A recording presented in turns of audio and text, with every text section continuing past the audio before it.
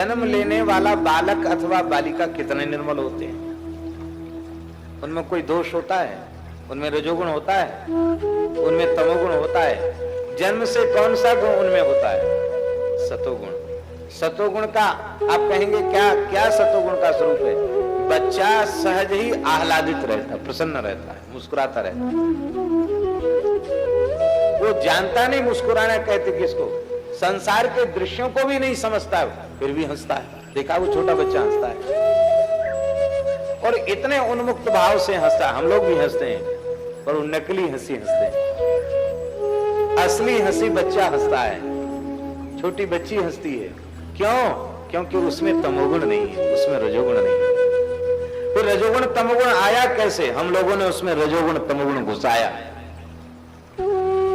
अशुद्ध विचारों के माध्यम से, अशुद्ध खानपान के माध्यम से, अशुद्ध क्रिया के माध्यम से हमने उनके भीतर रजोगुण तमोगुण के संस्कार पैदा किए।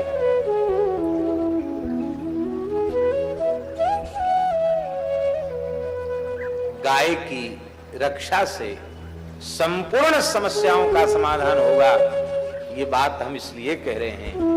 गाय की सबसे बड़ी विशेषता वाली बात यह है कि गाय रजोगुण और तमोगुण को समाप्त करती है। गाय वातावरण में व्याप्त रजोगुण तमोगुण का सर्वथा नाश कर देती है। आप विचार करें, जिस गाय के गोबर में इतनी सात्विकता, जिस गाय के मूत्र में इतनी सात्विकता, उस गाय के भीतर कितनी सात्विकता होगी। महाराज जी, भगवान के इतने अवतार हुए और आगे भी होंगे। बड़े बड़े ऋषि मुनि महात्मा इस धरती पर हुए, आगे भी भगवान के संकल्प से होंगे, लेकिन किसी के भी मलमूत्र की महिमा नहीं गाई गई। और गाय के मूत्र की महिमा, गाय के गोबर की महिमा इतनी गाई गई कि पंचगव्य, हमारे यहाँ किसी भी हिंदू व्रत त्योहार पाठ पूजा के समय सबसे पहले पंचगव्य लिया जाता है। क्या लिया जाता? और पंचगव्य लेते समय मंत्रोच्चारण किया जाता है, यत्वगस्थिगतम पापम देहे तिष्ठति मामके प्राशनात् पंचगव्यस्य दहत्वग्निर्विंधनम।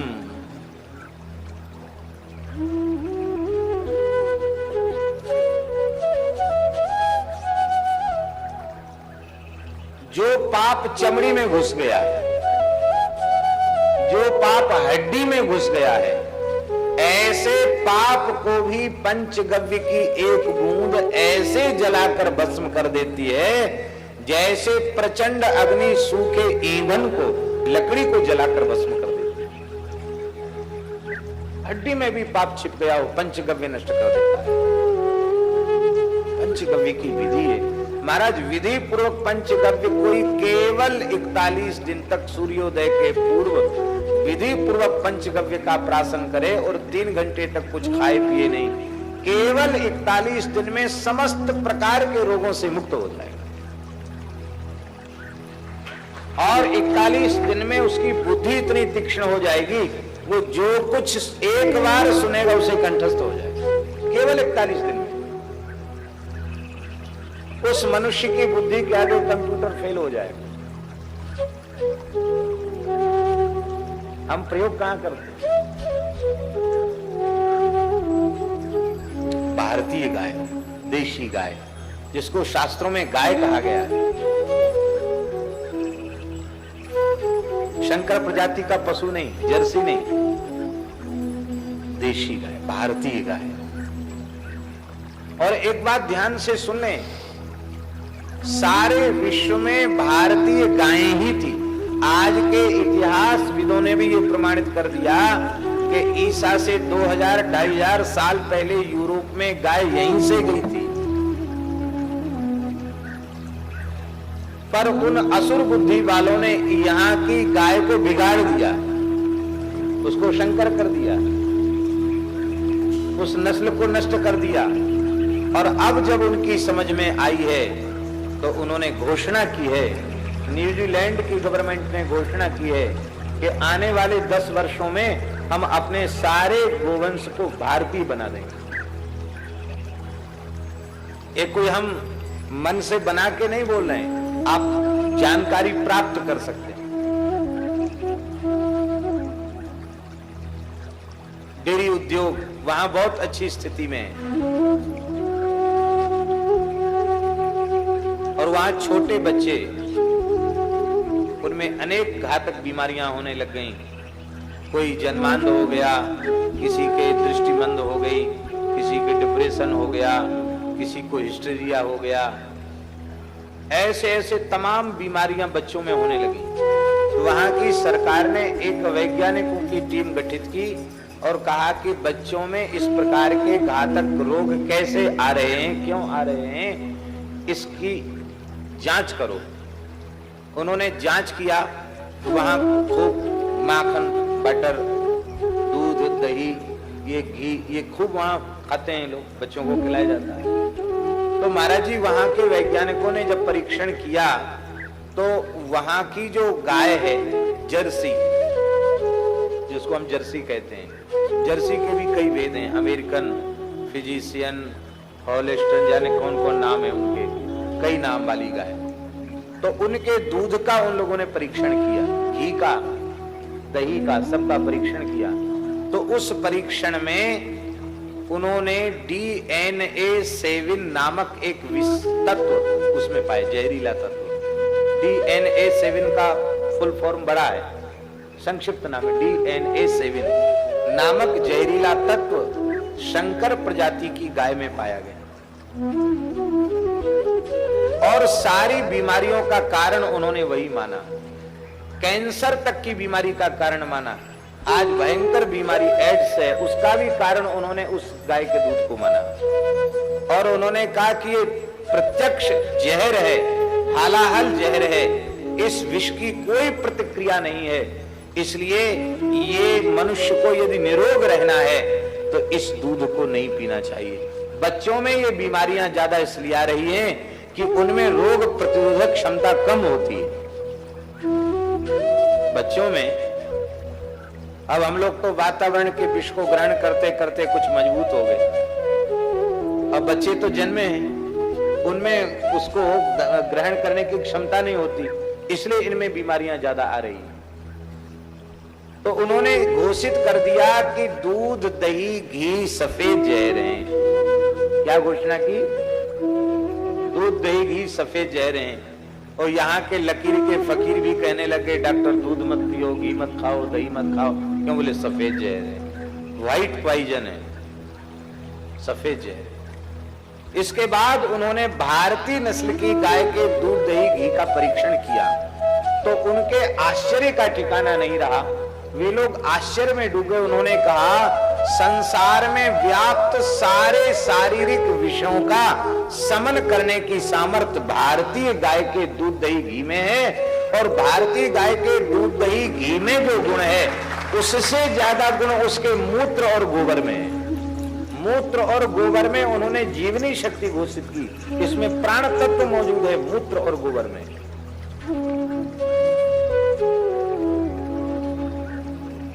विदेशी गाय को उन्होंने नाम दिया A1 और भारतीय गाय का नाम दिया A2।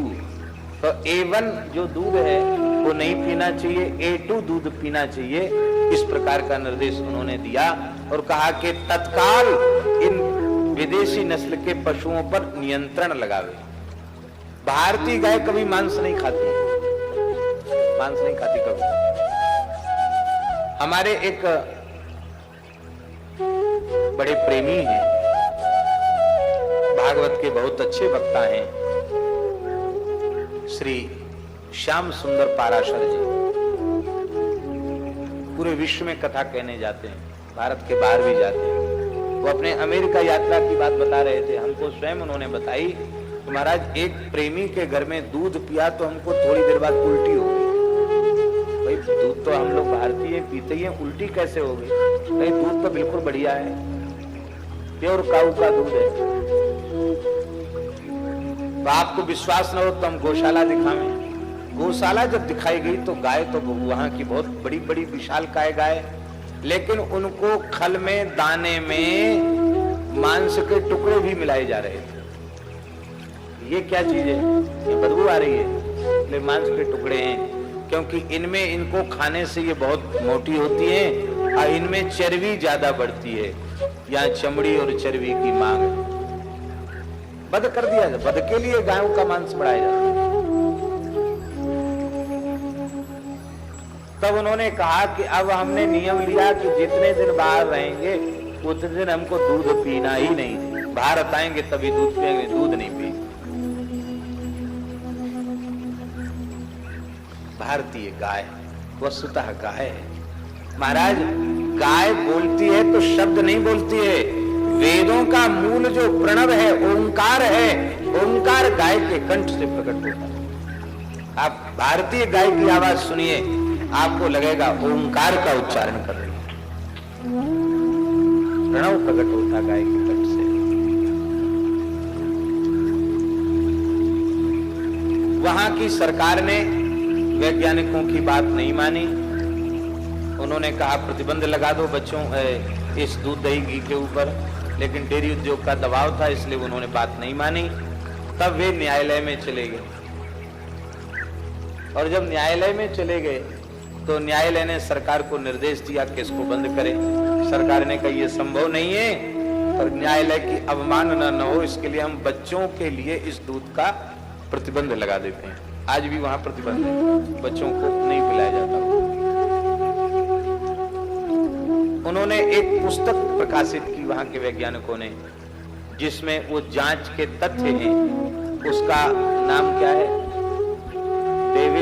डेविल असुर कहते हैं ना अंग्रेजी में, डेविल इन द मिल्क। वहां उस पुस्तक पर जब वहां की गवर्नमेंट ने प्रतिबंध लगाया तो वो अमेरिका से पुस्तक प्रकाशित हुई, अब भारत में आ चुकी है, संभवतः इंटरनेट पर भी उपलब्ध है, आप देख सकते हैं। दूध में घुसा हुआ असुर।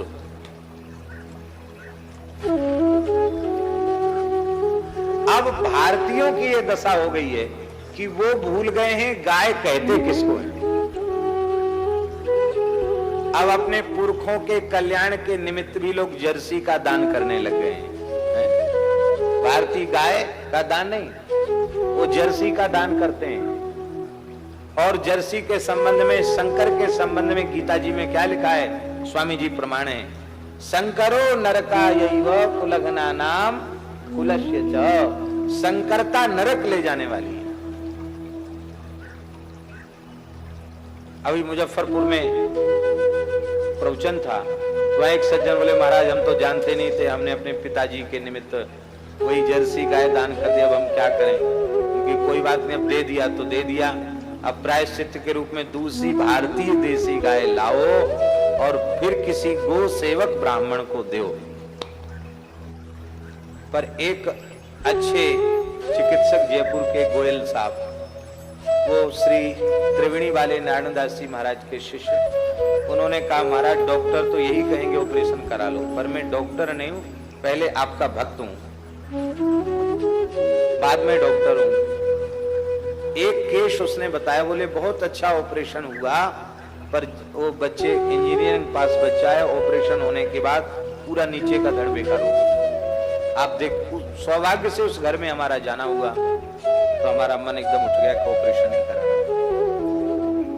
पथमेड़ा में एक वैद्य जी ने कहा कि आप केवल गो दुग्ध कल्प कर लीजिए, उससे आप एकदम निरोग हो जाएंगे। हमका ठीक है, कर लेते हैं। तो 8-10 साधु और तैयार हो गए एक प्रयोग के रूप में। वहां पथमेड़ा में गोदुग्ध कल्प आरंभ हुआ। आरंभ होते होते शरीर की इतनी निर्मलता बढ़ गई कि हम आपको कह नहीं सकते। इतना माने जब बाद में कल्प के बाद जब हमारे शरीर का परीक्षण हुआ, तो छोटे बच्चे का हार्ट और पल्स इतनी बढ़िया नहीं होती जितना बढ़िया आपका। कोई बीमारी शरीर में नहीं, कोई रोग शरीर में नहीं। और वो जो गांठ थी जिसको डॉक्टर कहते थे ऑपरेशन करना पड़ेगा, वो पता नहीं कहां चलेगी। इनको पता है पीछे सूजन हो जाती, वो कहां चलेगी पता नहीं। और टेलीफोन की समस्या समाप्त हो गई। कई महात्माओं को कई असाध्य बीमारियां जैसी थी। एक को तो एक गांठ थी जिसको कैंसर उसका अंदेशा था कि शायद ये कैंसर होगा, वो कैंसर वाली गांठ गायब होगी केवल दुग्ध कल्प से। धैर्य होवे तो केवल भारतीय देसी गाय के दूध का, दही का, घी का, मट्ठे का उचित प्रयोग करके मनुष्य स्वस्थ हो सकता है, पूर्ण स्वस्थ हो सकता है। संपूर्ण अमृत तत्व गाय के दूध, दही, घी में। तो गाय में सबसे बड़ी जो गाय की महिमा की बात है, उसमें रजोगुण नहीं है, उसमें तमोगुण नहीं है। जिसके गोबर और गोमूत्र में सतोगुण है, उसके दूध, दही, घी में सात्विकता क्यों नहीं होगी? आप लोग अन्यथा मत मानना। एक बढ़िया से बढ़िया बना हुआ भवन हो, बढ़िया से बढ़िया बिल्डिंग बनी है, मकान बना है, उसमें जाने पर हमारी चित्त की अवस्था क्या होती है? ईमानदारी से, तटस्थ भाव से, साक्षी भाव से अपने चित्त की अवस्था का आकलन करो। हमारी चित्त की अवस्था क्या होती है? और एक मिट्टी से बना हुआ घर हो, गाय के गोबर से चौका लगा हुआ हो, छप्पर पड़ा हुआ हो, गाय बंधी हुई हो, तुलसी का पौधा हो, ऐसे गाय के गोबर से लिपे हुए घर में हम बैठ जाएं, वहां जाकर हमारे चित्त की अवस्था क्या होती है? आप स्वयं परीक्षण करके देख लीजिए। आपको लगेगा कि वहां बड़ी ऊंची बिल्डिंग में ध्यान लगाने पर भी ध्यान कहीं झाड़ पर जा रहा है, कहीं फंगनूस पर जा रहा है, कहीं कलाकारी पर जा रहा है, तो कहीं खिड़की, पर्दे और जंगलों पर जा रहा है। पर यहाँ आने के बाद सहज ही चित्त में ध्यान